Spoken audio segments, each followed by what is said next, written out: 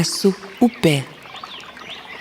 Aš išsiuvinėju žemę margiausiais raštais, supinu kartu įvairiausias vietovės, istorijas, laikus ir žmones.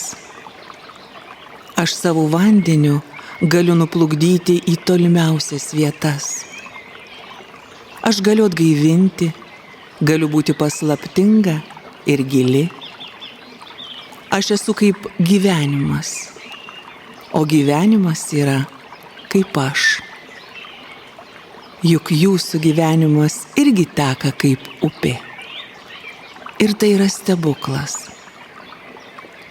Brangink per dugno akmenis tekantį švarų mano vandenį. Įbrisk, pasilenk, pasisemk gyvojo mano vandens.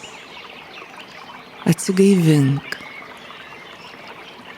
Ar pajautei kaip gera?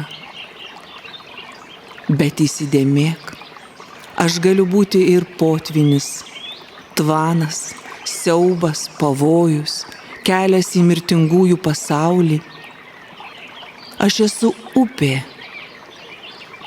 Mano kalba sutampa su jūsų kalba, su paukščio, su medžio, su žemės kalba, nes tai yra gyvybės kalba. Aš nenoriu būti užteršta, išdžiūvusi, sunaikinta, nes aš esu namai ten gyvenančioms žuvims, augalams, paukščiams. Aš esu gyvybė, vaisingumas, pilnatvė, sveikata.